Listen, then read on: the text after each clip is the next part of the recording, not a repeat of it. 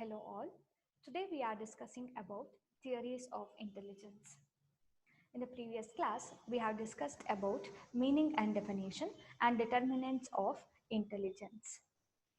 Theories of intelligence. Characteristics of people with regard to their intellectual activities and abilities indicate that the intelligence cannot be a single factor or single function. There must be various components for intelligence. Psychologists have attempted to analyze these components, which has resulted in the development of different theories. When regard to intelligence, or when we look into the definition of intelligence, we cannot say that intelligence is only a single function, or it has only a single capacity or ability. But so it consists of many components. The intelligence has the many aspects in it. So to understand or to analyze these aspects of intelligence or components of intelligence, by analyzing these intelligence, the components of intelligence or the aspects of intelligence, so the many psychologists have come up with their theories. So first we'll go with unitary theory or monarchic theory. The uni means single, so we can also refer it as single factor theory. This theory holds the view that intelligence consists of one factor, namely a fund of intellectual competence, which is universal for all the activities of the individual. So when we look into the definition of intelligence, or when we see the intelligence aspect, they says that to perform any task or to perform any intellectual activities, there is only a one factor which influence all the aspects or all the activities of our intellectual ability. So that's why they says that there is only a single factor which influence all our mental activities or intellectual activities. So as this theory does not apply in actual life situation, bring us to the conclusion that there is nothing like one single unitary factor in intelligence. But when we consider human being and his cognition, so we can say that so there is no single factor which influence our intellectual activities, rather there are many components so which helps us to perform those activities. So that's why this theory is rejected. ಈ ಏಕಕಾರಕ ಸಿದ್ಧಾಂತದಲ್ಲಿ ಅವರು ಹೇಳುವಂತೆ ಬುದ್ಧಿಶಕ್ತಿಯು ಕೇವಲ ಯಾವುದೋ ಒಂದು ಕಾರಕಗಳಿಂದ ಮಾತ್ರ ನಿರ್ಧಾರವನ್ನ ಮಾಡಲ್ಪಡುತ್ತೆ ಮತ್ತು ನಾವು ಯಾವುದೇ ಬುದ್ಧಿಶಕ್ತಿಯಂತಹ ಚಟುವಟಿಕೆಗಳನ್ನ ನಾವು ಮಾಡಿದ್ರೆ ಕೇವಲ ಆ ಒಂದು ಕಾರಕ ಮಾತ್ರ ಅದನ್ನ ಮಾಡ್ಲಿಕ್ಕೆ ನಮಗೆ ಸಹಾಯ ಮಾಡುತ್ತೆ ಅಂತ ಅವರು ಹೇಳ್ತಾರೆ. ಆದ್ರೆ ಮನುಷ್ಯನ ಇಂಟೆಲೆಕ್ಚುಯಲ್ ಬುದ್ಧಿಶಕ್ತಿಯಂತಹ ಆಕ್ಟಿವಿಟೀಸ್ಗಳನ್ನ ಅಥವಾ ಚಟುವಟಿಕೆಗಳನ್ನ ನಾವು ನೋಡಿದವಾಗ ಕೇವಲ ಒಂದು ಕಾರಕ ಮಾತ್ರ ನಾವು ನಿರ್ಧಾರ ಮಾಡುತ್ತೆ ಅನ್ನೋದು ನಾವು ಹೇಳೋದಕ್ಕೆ ಆಗಲ್ಲ. ಹಾಗಾಗಿ ನಾವು ಈ ಸಿದ್ಧಾಂತವನ್ನ ನಾವು ಒಪ್ಕೊಳ್ಳೋದಕ್ಕೆ ಆಗೋದಿಲ್ಲ. ಹಾಗಾಗಿ ನಾವು ಈ ಥಿಯರಿಯನ್ನ ನಾವು ರಿಜೆಕ್ಟ್ ಮಾಡ್ತೇವೆ. Second theory is multi-factor theory, which is also referred as anarchic theory. The propagator was E.L. Thorndike. So it considers intelligence a combination of numerous separate elements or factors, each one being a minute element of an ability. So they rejected the unitary factor and they says that there are numerous n number of factors which consist of intelligence, or which is a minute, which can be considered as an ability of an individual. And these factors are independent to one another. They are not dependent on each other, and also which helps us to perform different kinds of tasks. To perform some intellectual activities, there are numerous abilities or numerous factors so which helps us to perform those tasks. So the Thorndike says that there are three types of intelligence. One is social intelligence, another one is concrete intelligence, and another one is abstract intelligence. Samajika Buddhi Shakti. So the social intelligence refers to the ability to communicate with people understand and perform in social relation.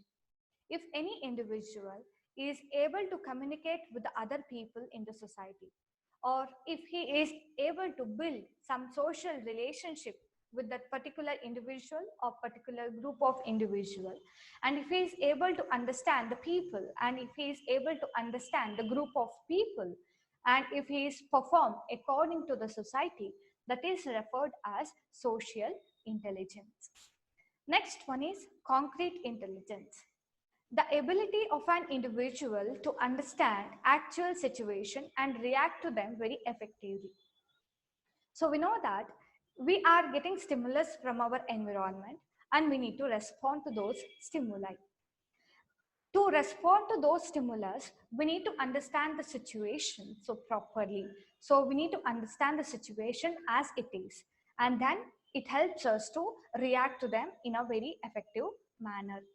If any individual is able to understand the situation so as it is, and also if he is able to react to them in a proper manner, so then that is called as concrete intelligence.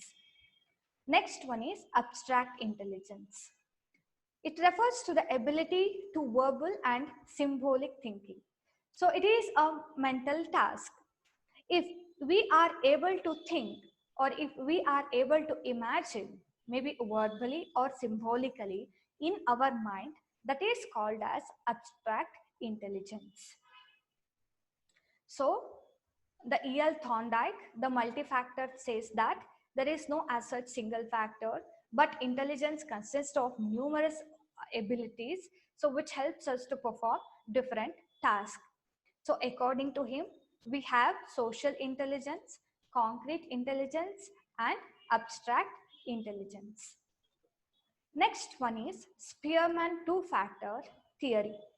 So this is a theory which is advocated by Charles Spearman in the year 1904. So it is also referred as two-factor theory. So the first say that there is only a single factor, and the Thorndike says that no, there are numerous factors so which influence our intellectual activities. But Spearman says that there are only two intelligence, so which helps us to perform some intellectual activities. So every different intellectual activity involves a general factor which is shared with all intellectual activities, and a specific factor which it shares with none. So according to Spearman, there are two types of intelligence. One is general intelligence and another one is specific intelligence. We can call it as general abilities or specific abilities. ಸಾಮಾನ್ಯ ಬುದ್ಧಿ ಶಕ್ತಿ ಮತ್ತು ನಿರ್ದಿಷ್ಟ ಬುದ್ಧಿ ಶಕ್ತಿ ಅಂತ ನಾವು ಕನ್ನಡದಲ್ಲಿ ಇದನ್ನ ಹೇಳ್ಬೋದು. So we'll see what is general intelligence. General intelligence provides the base to perform any task. It is innate and received by heredity. It influences the performances on all mental tasks. So the training and education do not influence this behavior. To perform any intellectual activities, so we need this general intelligence, and it is universal for everyone. So if you perform some task, you need general intelligence, any kind of task as such. So if you want to solve a problem, mathematical problem, so you need to have some general intelligence. Or if you want to search something, you need to have some general intelligence. And if you want to sing a song, you need to have some general intelligence. Or if you want to play some game, so you need to have some general intelligence. So to perform every task of our intellectual activities, so these general intelligence, so it will help us to perform those tasks. And it is an innate and received by the heredity. So we are not learning it, we are receiving from by birth only. So it comes from previous generation. So the training and education do not influence this behavior. So if we need to modify this behavior, so we are not able to do that, because so the training or education so cannot influence these kinds of intelligence. But in general intelligence, so there are some intelligence which can be changed by training and through educating. So those intelligence are called as specific intelligence. It is not universal, in the sense it is different from one individual to another individual. So it is a factor which helps us to perform some specific task very effectively. It is learned and acquired in the social environment. So in general factor, if we are perform one task in a very effectively means, that is referred as specific intelligence. So to perform that particular task in an effective manner, we need specific intelligence. And we are acquiring this specific intelligence through our learning, and which is, and also we are acquiring from our social environment. For example, everyone are able to perform some games or able to play some games, okay, or everyone are able to sing a song, but only there are few people so who can do it in a very effective manner. I'm not able to sing a song because I don't have any specified quality in that particular area. So I have not learned any music. So, and even I am not able to understand those musical tone. So that's why the music ability is general intelligence and it is not specific intelligence. You have seen the cricketers who have played the other games also, but they are specified in the cricket.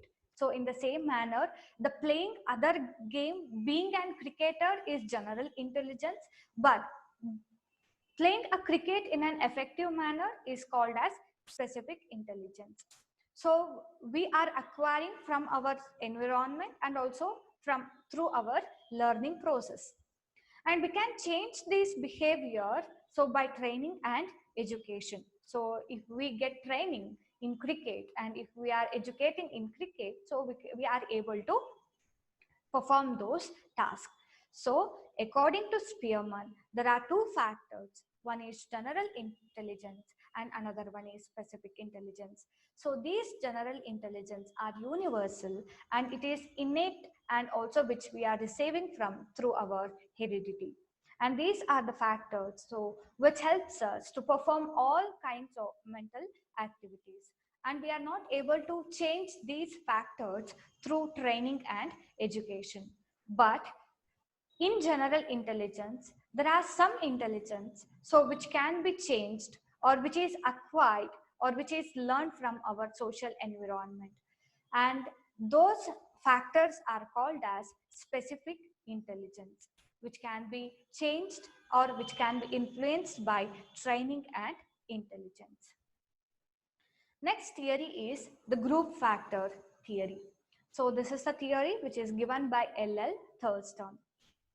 He says that certain mental operations have common in a primary factor which gives them psychological and functional unity and which differentiate them from other mental operations. And these operations constitute a group factor. So there are a number of groups of mental abilities of which has its own primary factor. So according to Thurston, they says that our mental abilities consist of some of the group factors, so which perform on a basis of some primary factor. So those group so will influence our intellectual activities. So we'll see what are those the groups or what are those factors. So one is verbal factor. So the verbal factor, it is an ability involved in reading comprehension and verbal analysis.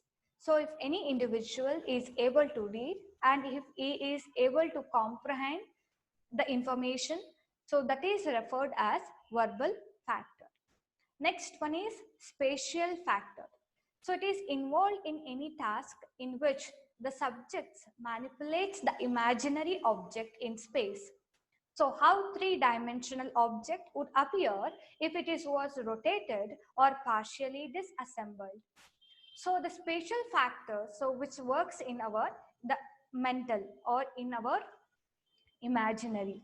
So if we are able to imagine any objects and if we are able to manipulate those objects so in our mind, so that is referred as spatial factor.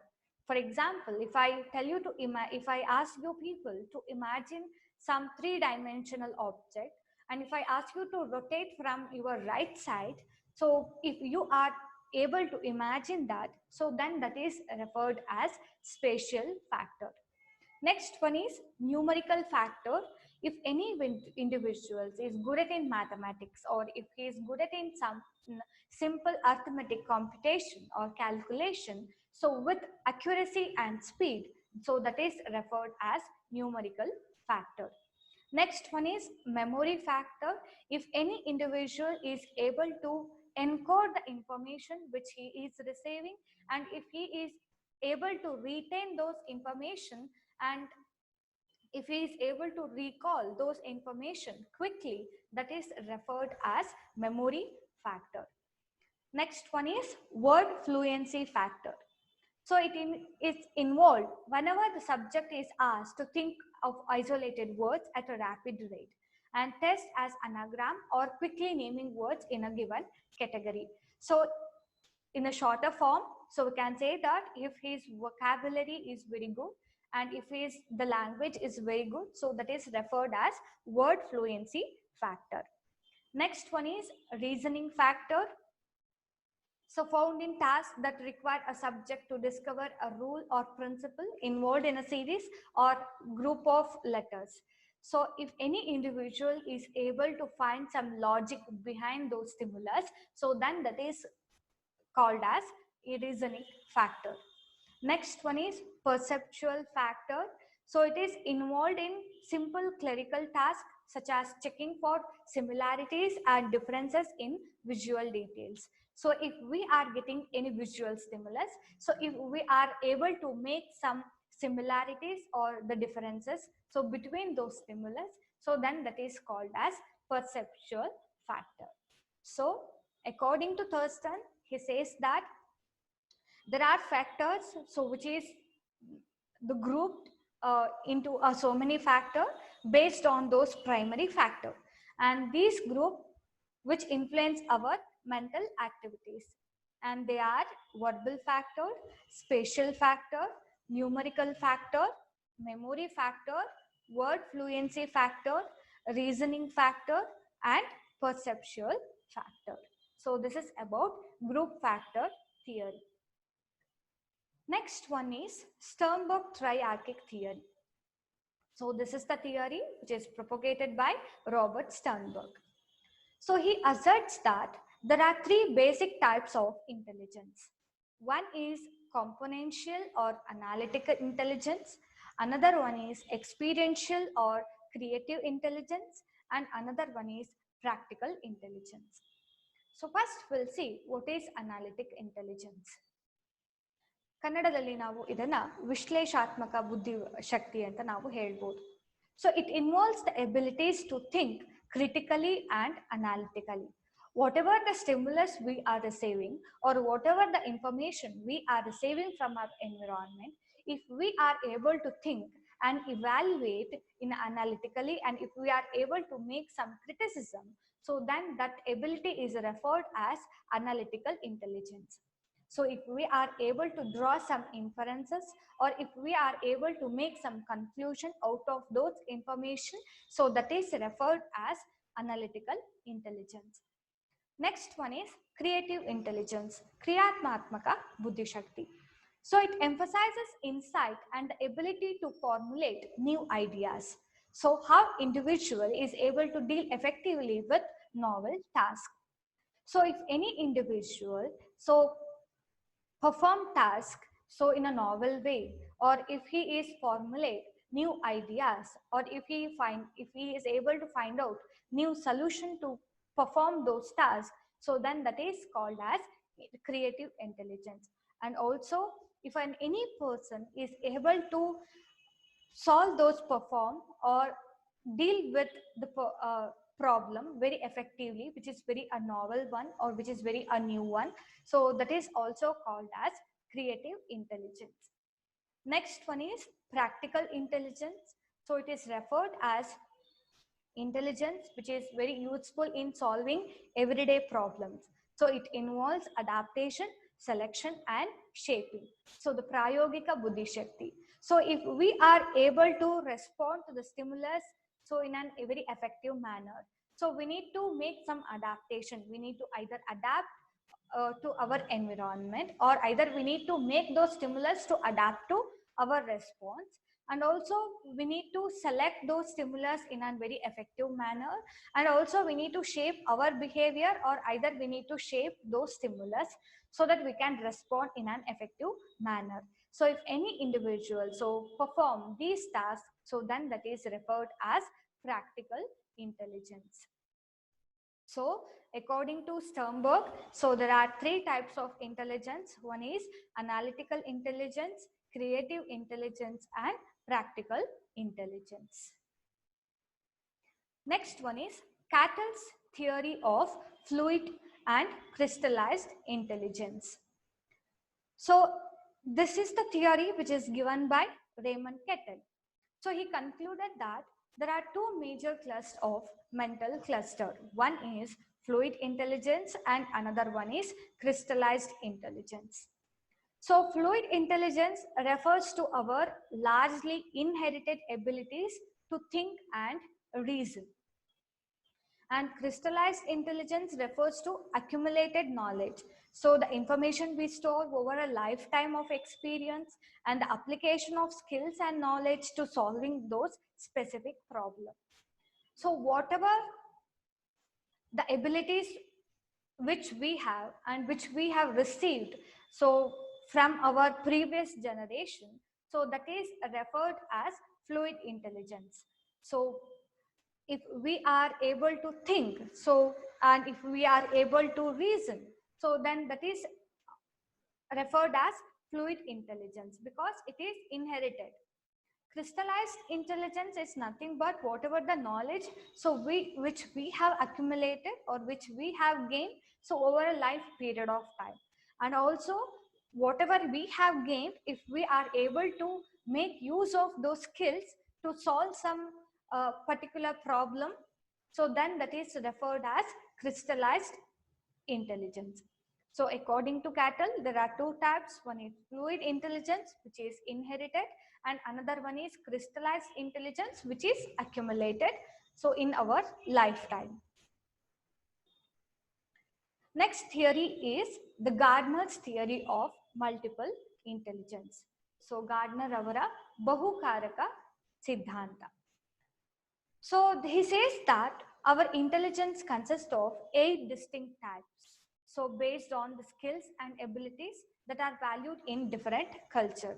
So based on our skills and based on our human abilities, so the Gardner divided so our intelligence into 8 types. So we'll see what are those.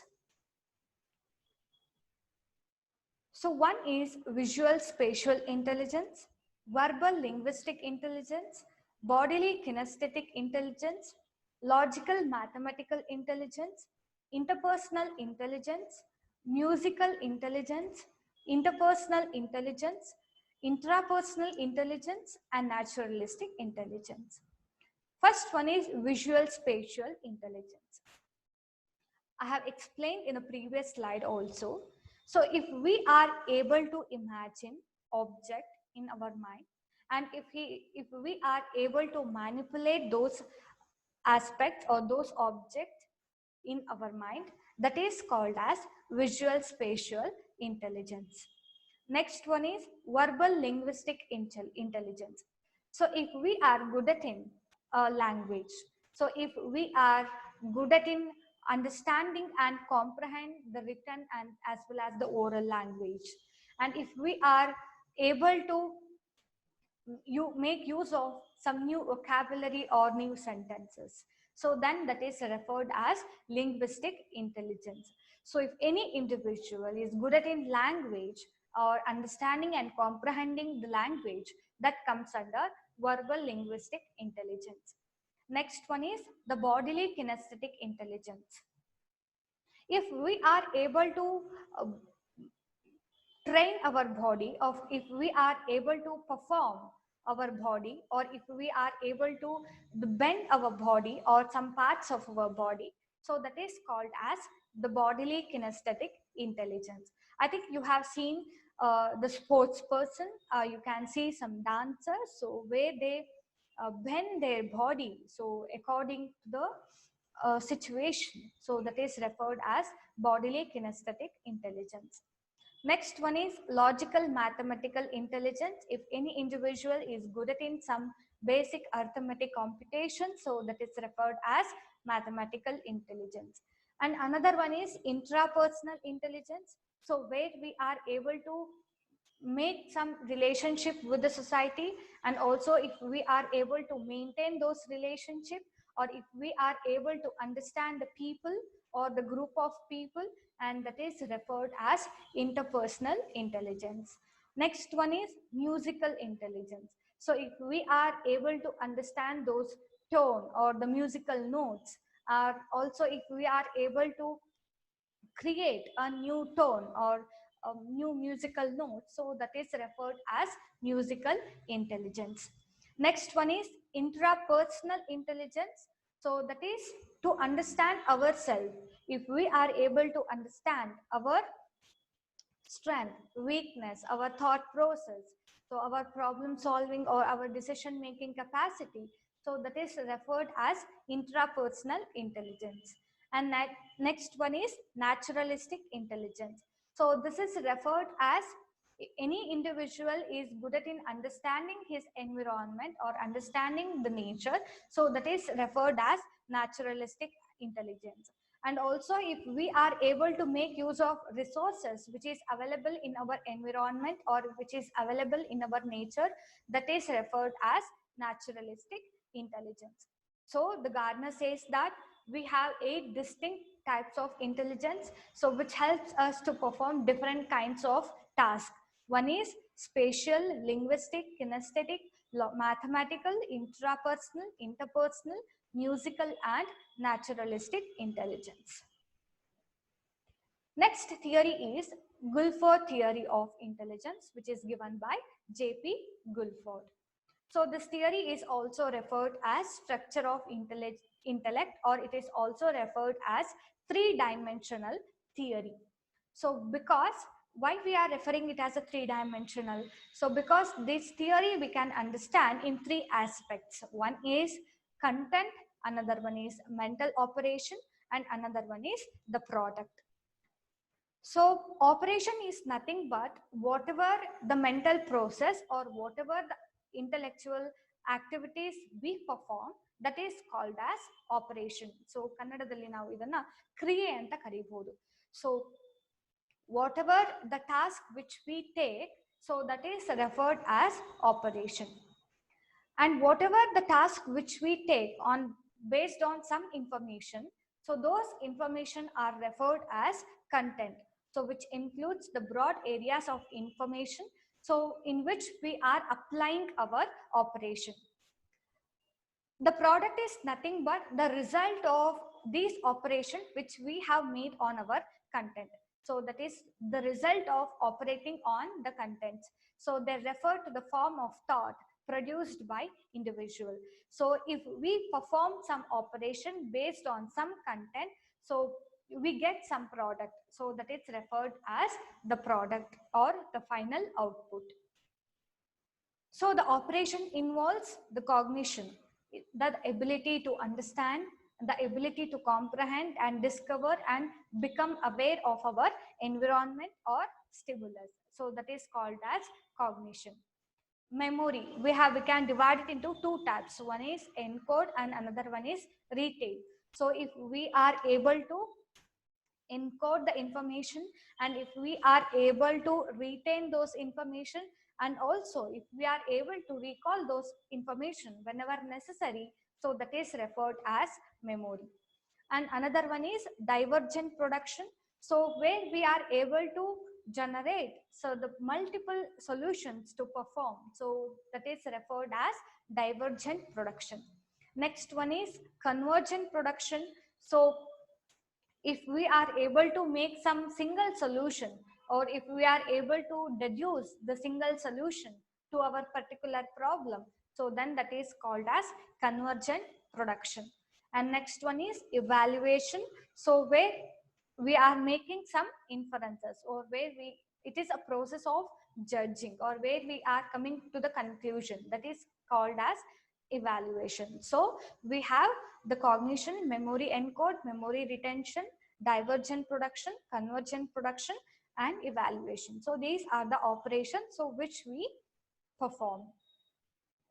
So how these operations are performed? So based on these content, one is visual content, auditory content, or symbolic content, or whether we are using symbols, pictures, and semantic through meaning, or behavioral or overt activity. Through overt activities also we can perform those tasks.